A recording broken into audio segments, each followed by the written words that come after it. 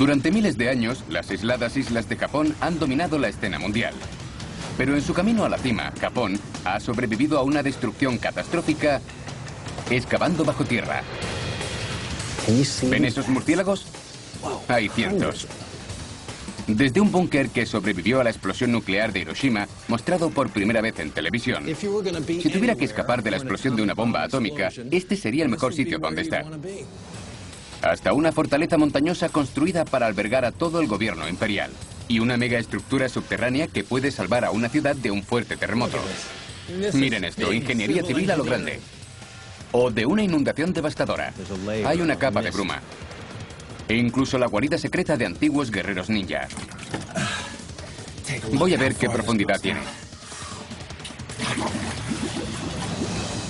Esta es la verdadera historia del éxito de Japón, y está bajo tierra. Retiraremos las capas del tiempo para descubrir las ciudades bajo tierra. El misterio de la bomba A.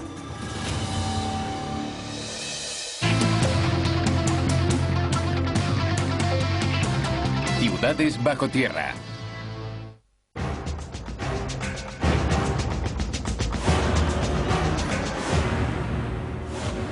Soy Don Wildman. Estoy en Tokio, Japón, una de las ciudades más pobladas y ajetreadas del mundo. 35 millones de personas la consideran su hogar, pero crear esta brillante megaciudad no ha sido fácil. En los últimos 500 años, Japón y su capital han sido azotados por desastres, incendios, terremotos, monzones, guerras, incluso por 2 bombas atómicas. ¿Cómo ha conseguido sobrevivir esta isla-nación relativamente pequeña a los embates de la naturaleza y la guerra, hasta convertirse en una de las sociedades más ricas y avanzadas del mundo? En Japón, las respuestas están más cerca de lo que pensamos, aunque ocultas bajo nuestros pies.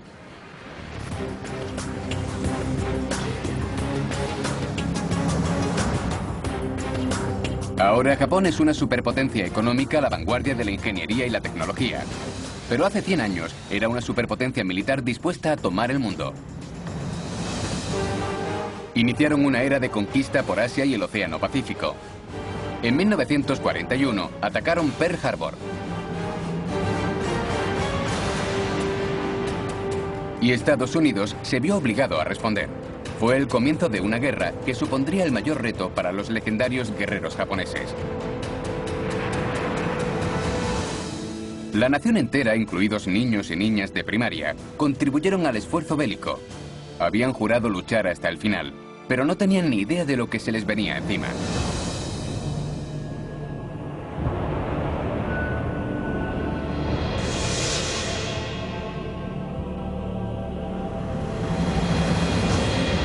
Este edificio se llama la cúpula de la bomba atómica y quedó destrozado por la enorme explosión nuclear, pero sigue siendo uno de los pocos que sobrevivieron. El epicentro de la explosión se encontraba a unos 45 metros de aquí, y casi todo en 1,5 kilómetros a la redonda fue calcinado en el acto. Sin embargo, hubo algunos afortunados que sobrevivieron milagrosamente en el subsuelo de Hiroshima y vivieron para contar su increíble historia.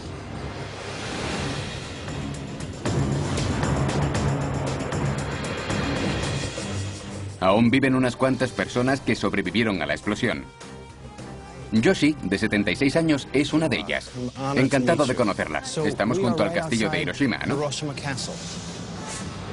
En el centro de Hiroshima, a menos de 1 kilómetro al norte de la cúpula de la bomba, se encuentra el recinto del castillo de Hiroshima. El castillo del siglo XVI de madera quedó destruido por la explosión, pero las murallas de 3 metros de grosor que protegían el foso eran el emplazamiento ideal para un cuartel general. Y gracias a estas piedras de 500 años de antigüedad, Yoshi fue la primera persona en informar de la bomba al mundo exterior. Otra de las supervivientes, Keiko Ogura, nos hace de intérprete. Hoy, por primera vez en televisión, Yoshi nos lleva al refugio subterráneo que le salvó la vida. El búnker. ¿El búnker? ¿Esta es la entrada del búnker? Sí. Vale. Se abre así. Así. Hay que agacharse para entrar.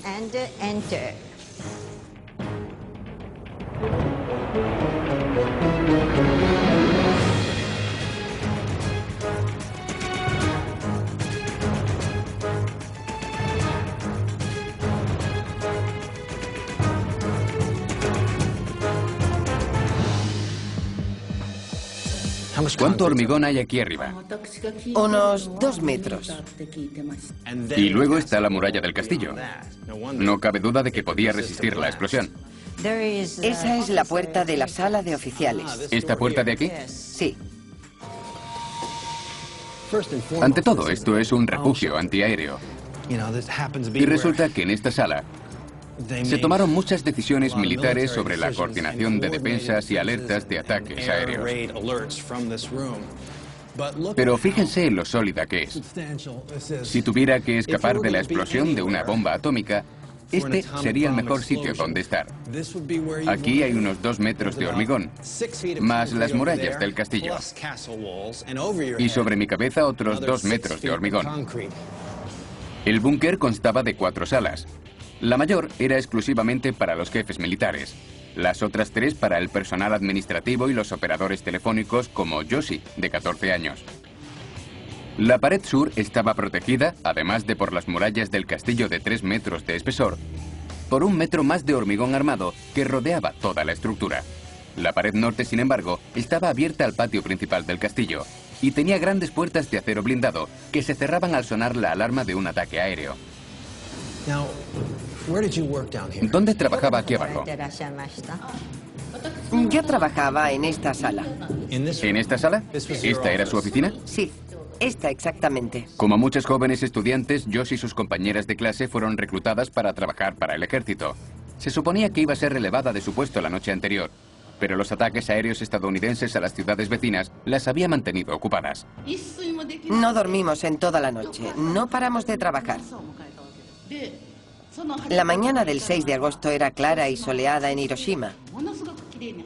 Se suponía que mi turno acababa a las 8, pero pasó la hora y no vino nadie. Tenía que haber dejado su puesto a esa hora, ¿no es así? Mi compañera, que jamás se había retrasado, nunca llegó. Un golpe del destino.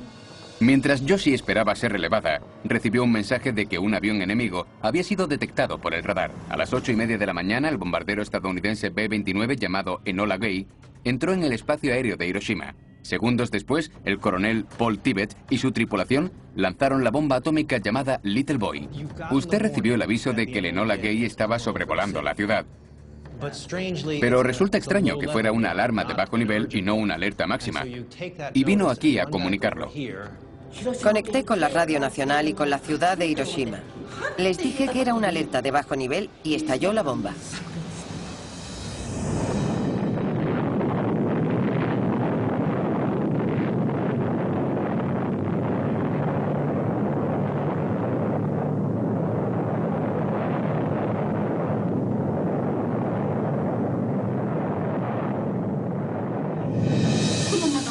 A través de esa ventana se vio un intenso fogonazo. La bomba atómica estalló a 600 metros sobre el centro de la ciudad. El artefacto de 4.400 kilos llevaba 60 kilos de uranio 235. Una carga explosiva convencional disparó una parte del uranio contra la otra, provocando una reacción nuclear en cadena. El calor de la explosión alcanzó alrededor de 1 millón de grados centígrados, casi 200 veces más que el Sol. La bomba estalló con la fuerza destructiva de 15.000 toneladas de TNT, 2.000 veces más potente que la Gran Slam, la segunda bomba más grande del mundo. Al hacer explosión a 600 metros de altura, en vez de a ras de suelo, el radio de destrucción fue mucho mayor. Si la bomba hubiese estallado cerca del suelo, la Tierra habría absorbido gran parte del impacto. Pero a 600 metros de altura, la onda expansiva se reflejó en el suelo a 1.600 km/h, más rápido que la velocidad del sonido, y abarcó toda el área de la ciudad. Fundió las botellas de cristal a 1 kilómetro de distancia, y los pájaros que volaban cerca se desintegraron. El búnker de Yoshi se encontraba a unos 800 metros al norte del epicentro, pero los gruesos muros del castillo y el hormigón armado la protegieron de la onda expansiva. Pero la fuerza de la explosión creó una zona de baja presión cerca del epicentro, y en menos de 10 segundos, una onda expansiva inversa hizo estallar las ventanas desde el norte. Por esta pequeña ventana salí despedida hasta allí. ¿Salió usted despedida? Desde aquí hasta aquí. Sí, me golpeé la cabeza y quedé inconsciente. Yoshi se arrastró fuera del búnker y caminó hacia el río. fue una de las primeras personas en contemplar el terrible escenario. A 1,5 kilómetros del epicentro solo habían sobrevivido las estructuras de hormigón más gruesas. El 90% de los edificios de la ciudad habían sido aplastados o quemados por completo. Este búnker es una de las pocas construcciones que aún existen. Tras ver su ciudad destruida, Yoshi regresó al búnker y encontró un teléfono que aún funcionaba. Me contestaron desde la división de Fukuyama y dije, le llamo desde la 5ª división. Tenemos una emergencia. Hiroshima ha sido destruida. Y como si no me creyera, me preguntó, ¿toda la ciudad? Le contesté, nos han atacado con un nuevo tipo de bomba. Y volvió a repetírmelo. No lo entendía. Nadie podía entender lo que decía Yoshi, de solo 14 años. Pero ella fue la primera persona en informar al mundo exterior de lo que había sucedido en Hiroshima. Tras colgar el teléfono, fue a buscar a sus compañeras. Entonces fue a buscar a las chicas que debían reemplazarla y no aparecieron. Sí. ¿Y qué encontró? Algunas tenían bultos que le salían del cuerpo. Y había gente a la que se le había salido el cerebro a través del cráneo destrozado. Había muertos por todas partes. Tenían el pelo quemado y la ropa hecha jirones. Sabía que eran mis amigas, pero apenas podía reconocerlas. Cuando llegué hasta ellas, me quedé sin palabras y no hacía más que repetirles, lo siento, por haber resultado ilesa. Se calcula que unas 70.000 personas murieron incineradas en el momento de la explosión. Decenas de miles más perecieron a causa de la tormenta de fuego que envolvió a la ciudad durante 12 horas. A finales de año, 140.000 personas, en su mayoría civiles, habían muerto a causa de la bomba. Debido a la radiación, durante 75 años no pudo cultivarse nada en la ciudad.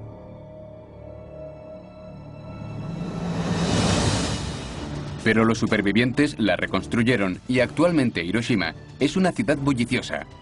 La cúpula de la bomba atómica y el búnker que salvó la vida de Yoshi son dos de los pocos y lúgubres recordatorios que quedan del infierno desatado por la bomba atómica. Si la chica que debía sustituirme aquel día hubiese llegado a tiempo, yo habría muerto. Supongo que era mi destino. Fue un milagro.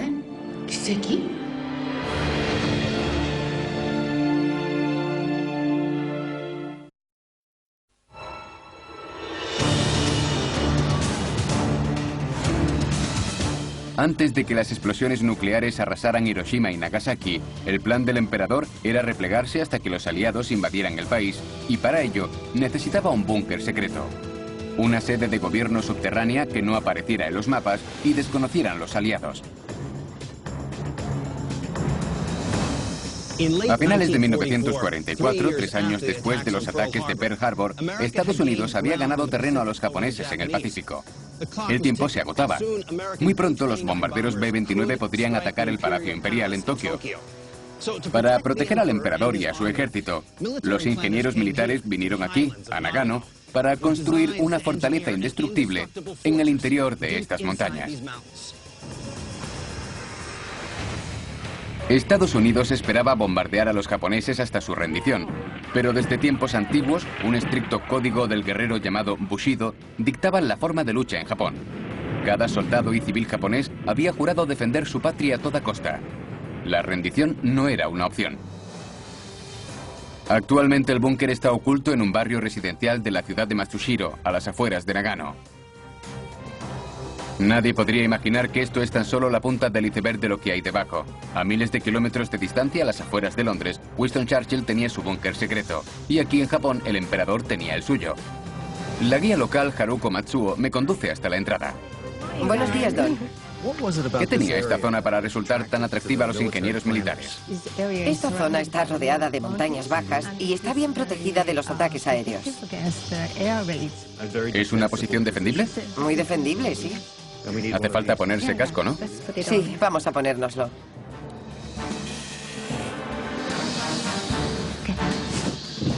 Cuidado con la cabeza. Vale, el techo está realmente bajo. Sí, ten cuidado.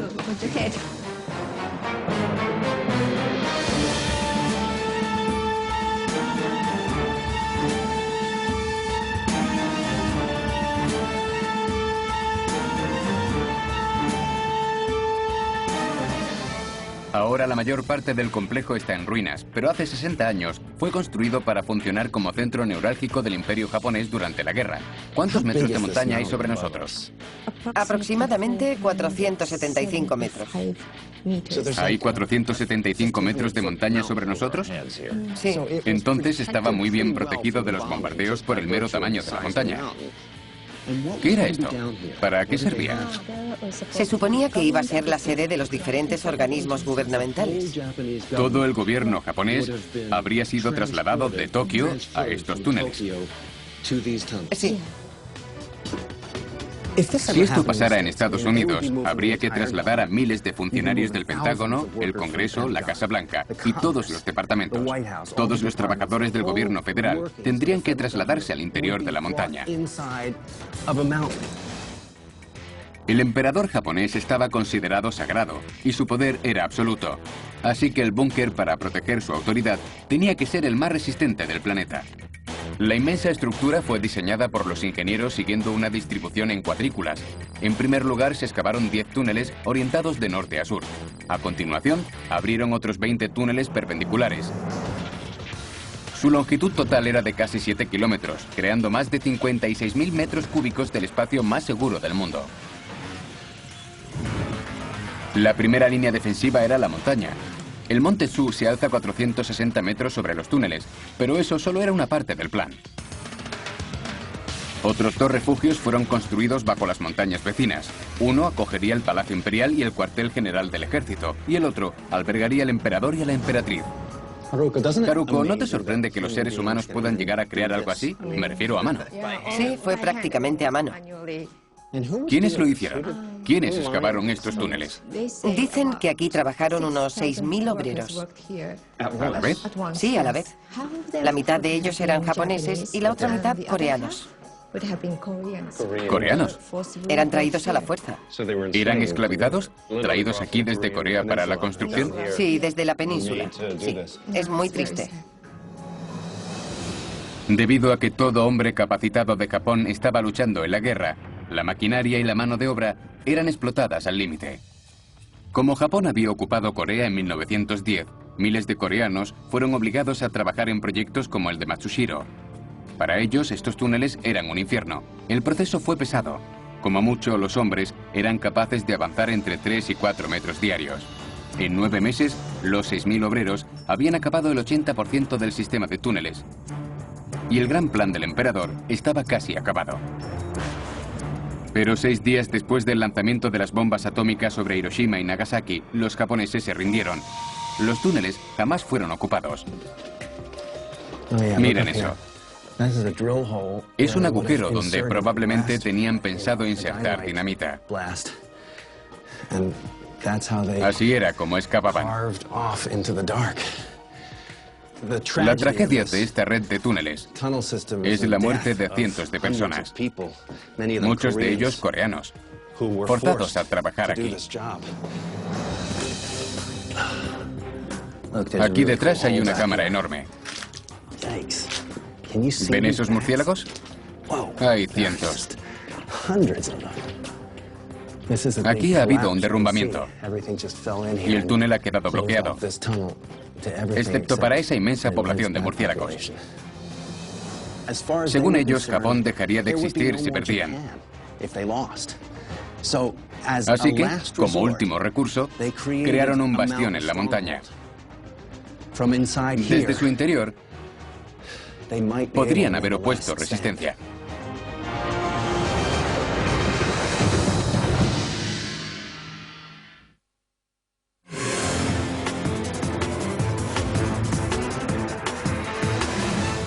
Este es el río Sumida, vital para los millones de personas que viven a sus orillas y una de las principales vías fluviales de Tokio.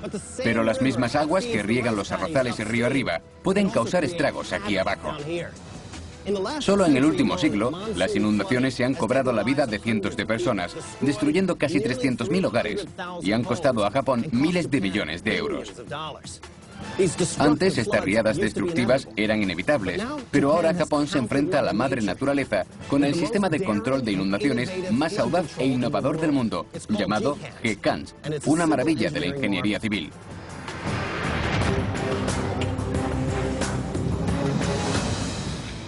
Como Nueva Orleans, gran parte de Tokio se encuentra bajo el nivel del mar y surcada por ríos, lo que la hace vulnerable a tormentas fuertes como el huracán Katrina.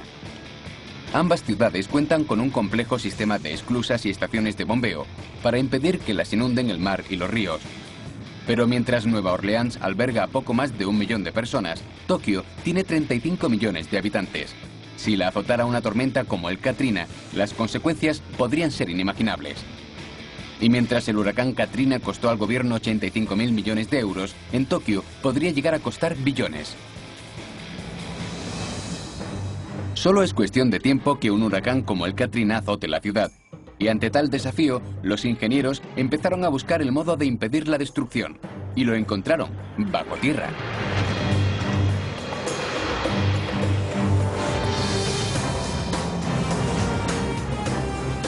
He quedado a las afueras de Tokio con Ume Matsuda, director del enorme proyecto de construcción de las G-Cans. Él y su intérprete, Justin, han accedido a mostrarme algunas de las áreas restringidas. ¿Este es el río que controla el sistema? Sí, el río Kutumatsu. Desde aquí no parece muy letal. Sí, es bastante tranquilo. Pero puede cambiar rápidamente, ¿no? Japón registra casi el doble de precipitaciones que el resto del mundo, más de 3.800 milímetros al año. Algunos ríos pueden llegar a multiplicar por 10 su capacidad normal. Es entonces cuando estos depósitos subterráneos entran en acción.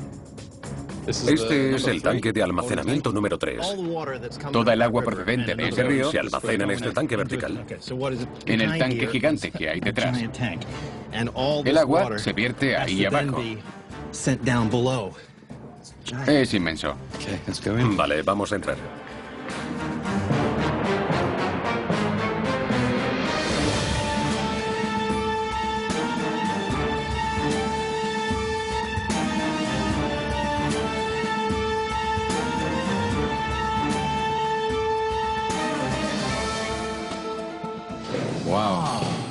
Mira eso. Increíble. Es unas 100 veces más grande de lo que esperaba. ¿Es aquí donde se vierte el agua? Exacto. Cascadas gigantes de agua.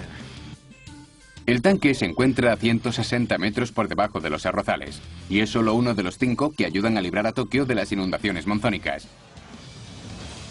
La de Nueva Orleans, tras el paso del Katrina, fue provocada por un fuerte oleaje que rompió los diques. Pero en Tokio vendría de las montañas, donde miles de pequeños ríos se convertirían en fuerzas monstruosas. Pero estos tanques protegen a la gran ciudad de los torrentes. La marca donde el hormigón ha cambiado de color y está algo amarillento, Ahí, es a donde llega el agua. Hablamos de una media de 670.000 toneladas de agua. Sí, es mucha agua. Y hay 5 tanques más. cada uno tiene capacidad para 670.000 toneladas de agua. En el caso de una inundación grave, el agua entra a una media de 100 toneladas por segundo. Cuando se llena, actúan las bombas llevando el excedente a través de unas tuberías subterráneas hasta otra cámara gigantesca. A tan solo 1,5 kilómetros, el tanque número 3 es la entrada al enorme tanque central de G-Cans. ¿Dónde está el tanque? Bajo este campo. ¿Ocupa todo este campo de fútbol? El campo entero está sobre un gran tanque. Es el depósito subterráneo más grande del mundo y está debajo de este campo de fútbol.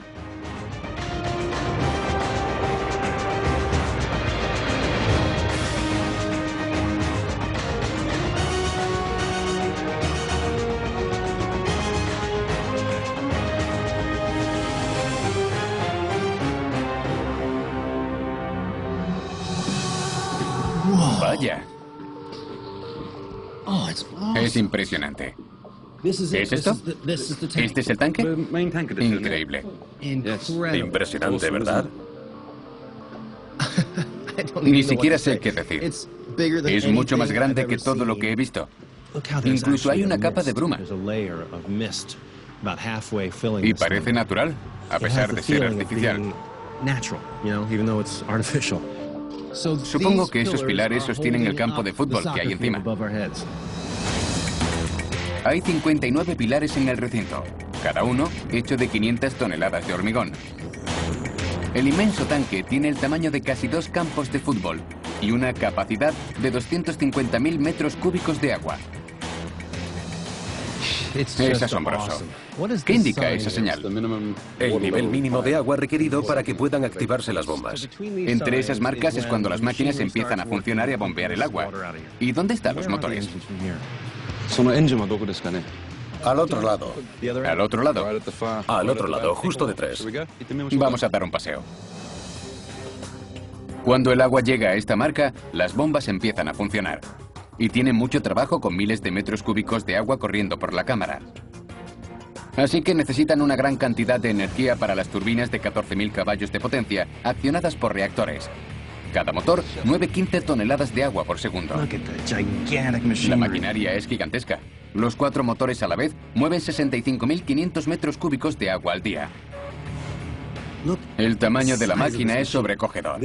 Esto nos da una idea de la envergadura del proyecto. Necesitan un reactor, 4 en realidad, para mover las turbinas que impulsan 50 toneladas de agua por segundo a través de estos canales hasta el río. Así es como Tokio se libra de las inundaciones. Este motor hace el trabajo. Desde aquí se puede apreciar la altura de esta orilla. La otra también está muy elevada. Y aquí se pueden ver los túneles de vaciado. Por estos canales sale el agua que solía inundar la llanura, amenazando a Tokio. Ahora es canalizada de un modo seguro, hasta este río, que desemboca en el mar.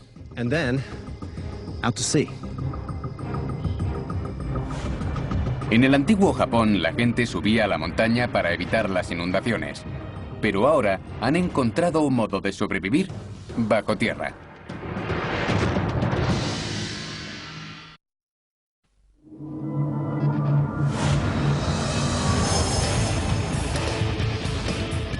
La destrucción sufrida por Japón durante la Segunda Guerra Mundial fue devastadora, pero este país aún sigue luchando contra un enemigo mucho más poderoso, los terremotos. Japón es el país más propenso a los seísmos del mundo. Tokio se asienta sobre 4 placas tectónicas y se espera un terremoto de gran magnitud cada 75 años. De hecho, hace tiempo que debería haber habido uno. Para combatir a su ancestral enemigo, Japón ha diseñado y construido una ultramoderna superestructura en el lugar donde se producen los terremotos, bajo tierra. Los 35 millones de habitantes del área de Tokio sienten temblores de tierra todas las semanas. La mayoría son pequeños y apenas alteran su sueño. Pero en los 3 últimos siglos, 3 fuertes movimientos de tierra casi borraron del mapa a la ciudad. El peor ocurrió el 1 de septiembre de 1923. El gran terremoto de Kanto arrasó el centro de Tokio, igual que el de San Francisco en 1906, que según los cálculos alcanzó un 8,3 en la escala Richter. Pero en Tokio la destrucción fue mucho peor, y el número de víctimas mortales fue 50 veces mayor. El verdadero problema empezó tras el temblor, ya que las conducciones de gas y agua estallaron provocando graves incendios e inundaciones. Ya han pasado más de 80 años desde entonces, y se espera otro grande. Solo que en esta ocasión, Tokio estará preparada.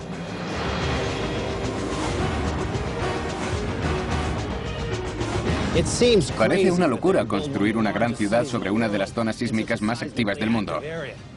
Voy a reunirme con un ingeniero que me mostrará cómo están abordando el problema. Creo que es aquí. Sí. ¿Kenji? Hola, Don. Konnichiwa. Encantado de conocerte. Es un proyecto inmenso en medio de la ciudad. ¿La excavación está debajo? Sí. Kenji Oguni es un ingeniero especializado en la investigación de terremotos. Va a llevarme a una zona de construcción de acceso restringido en el barrio de Toronomon, en Tokio. ¿Se baja por aquí? Sí. Vale, después de ti. En 1963, para proteger Tokio contra el siguiente grande, la ciudad inició su proyecto de ingeniería más arriesgado y costoso, sustituyendo más de 160.000 kilómetros de conducciones de agua, gas y electricidad a 55 metros de profundidad. Y todo ello tiene lugar bajo el centro de Tokio. ¿A qué profundidad vamos a bajar? A 30 metros. A 30 metros de profundidad. Vamos allá.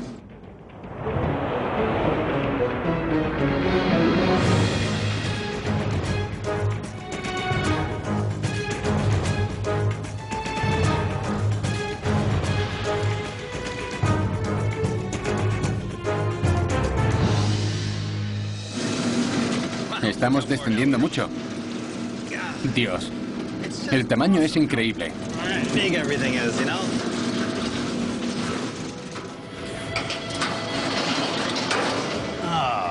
Miren eso. El sitio es asombroso. Ingeniería civil a lo grande. Cierto. ¿Cuánto tiempo se tardó en construir? Unos 2 o 3 años. ¿2 o 3 años en hacer este agujero? Pero la cámara de 13.000 metros cúbicos es solo el principio.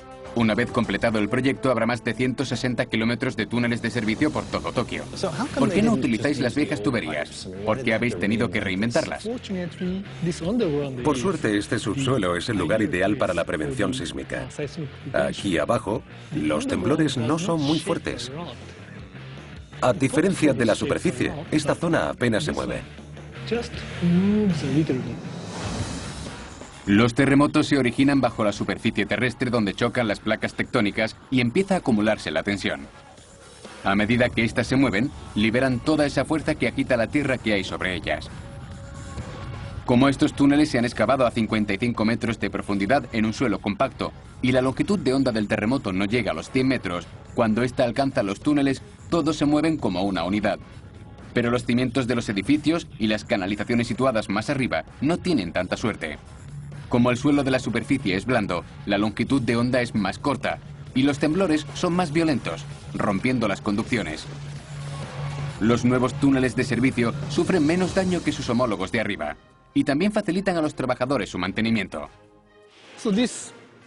La zona más grande es para las aguas residuales y las tuberías. Encima está la electricidad. Vale, así que cada cosa tiene su propio compartimento. Y por encima pasa el tren. Sí.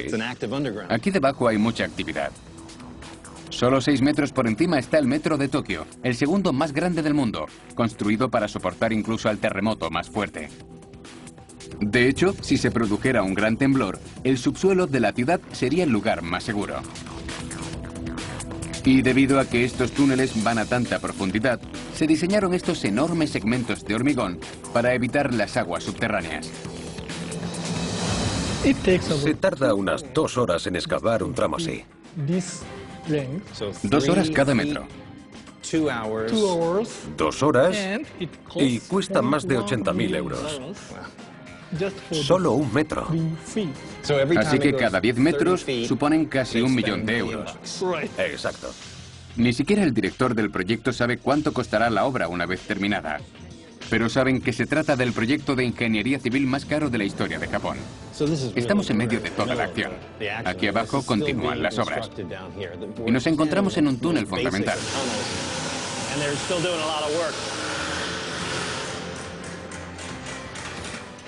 Han tenido que construir plataformas para las tuberías y estructuras específicas para los servicios que suministrarán. La mayoría de los residentes de Tokio nunca verán los gigantescos túneles que se extienden bajo sus calles. Pero cuando suceda el siguiente gran terremoto, no solo salvarán sus vidas, también su ciudad.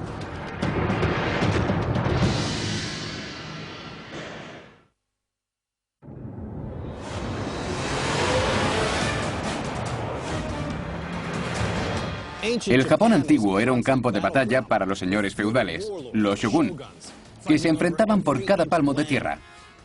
Para proteger sus propiedades, empleaban a un grupo de guerreros de élite llamados samuráis. Y en esta región, a las afueras de Kioto, capital de Japón durante más de 1000 años, surgió una nueva clase de guerreros más letales.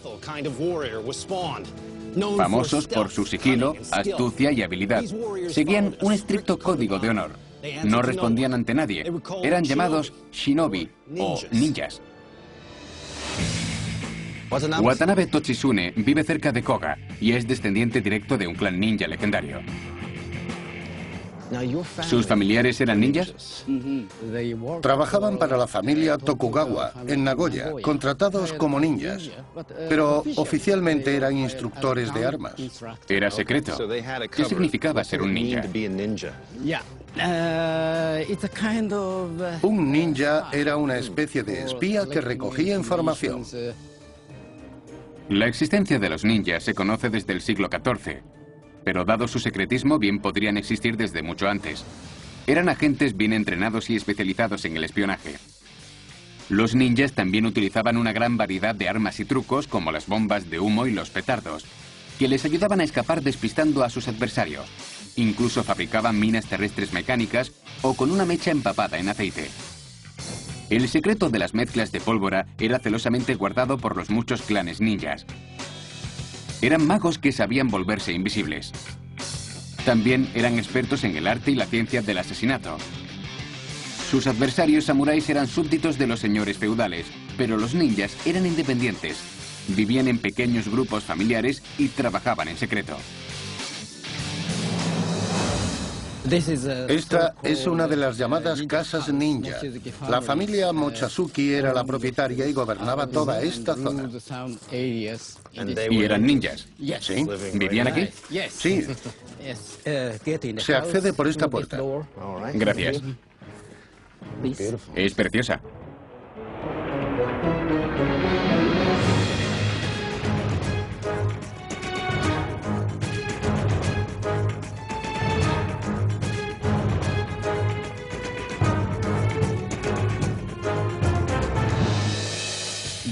Parece un armario corriente, pero cuando se abre, intenta encontrar otro modo de salir. ¿Arriba? Sí, arriba. Veré lo que puedo hacer. La casa Koga fue construida en el siglo XVII. Está llena de paredes falsas, trampillas y pasadizos secretos para proteger a la familia ninja y sus secretos. Esto es pequeño y oscuro, ya fuera información reservada o el mero hecho de que eran ninjas. Si un señor de la guerra atacaba la casa además de escapar, podían desaparecer. Si llegaban hasta aquí, luchaban en espacios muy reducidos. Una especie de alarma. Cada planta tiene un puesto de vigilancia. Cada pared podía esconder una trampilla. Esta casa, en caso de un combate, podía ser su mejor arma. Vamos a ver. Sí. Otra planta. Si el enfrentamiento llegaba hasta aquí, este podría ser su baluarte. Desde aquí podrían ofrecer resistencia. Por lo visto, aquí hay otra trampilla para escapar. Dice que si bajo, cruje mucho. Si yo estuviera aquí arriba y mis atacantes debajo, tendría que estar totalmente quieto y moverme sigilosamente. Pero yo no soy un ninja.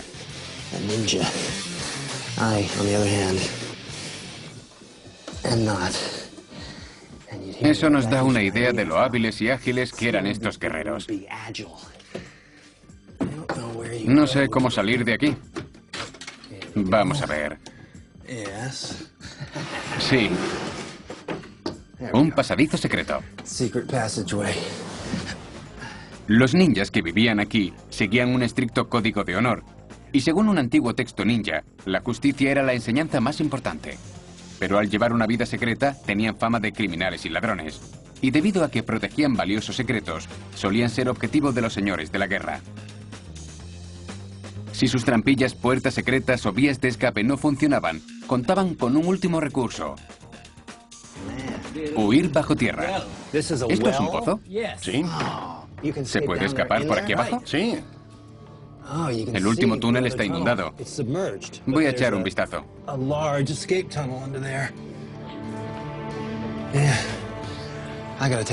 Cuando llegué esperaba ver pasadizos secretos, paredes falsas y todo lo demás. Pero esto es mucho mejor. Se trata de un túnel sumergido.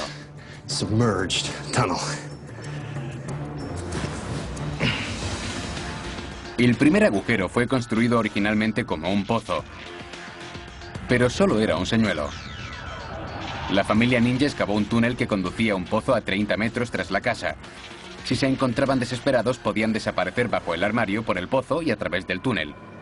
Antiguamente el nivel del agua era más bajo, pero las inundaciones de los cultivos de arroz lo han sumergido por completo. ¿Ha bajado alguien anteriormente? No. Vale. Vamos allá.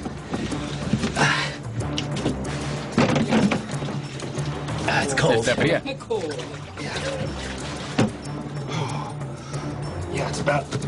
Sí, tiene unos 3 metros de profundidad. Está muy fría. El fondo es suave y blando. El túnel está muy bien formado. Voy a sumergirme a ver hasta dónde llega.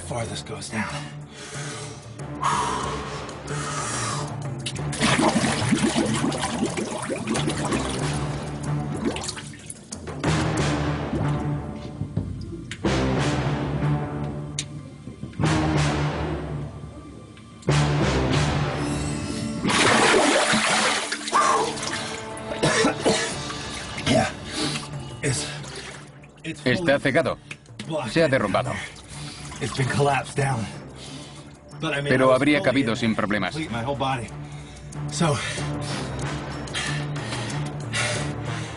Era una buena ruta de escape. Habría sido imposible encontrarlos. La casa ninja de Koga es una reliquia de un antiguo arte perdido.